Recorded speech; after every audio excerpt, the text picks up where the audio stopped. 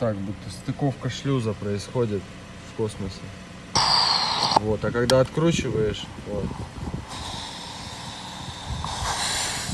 там просто избыточное давление, это причем мгновенно возникает. Вот мы сейчас закрутим, ну, 15-20 секунд, и он опять начнет хрюкать. То есть вот так подождем сейчас чуть-чуть.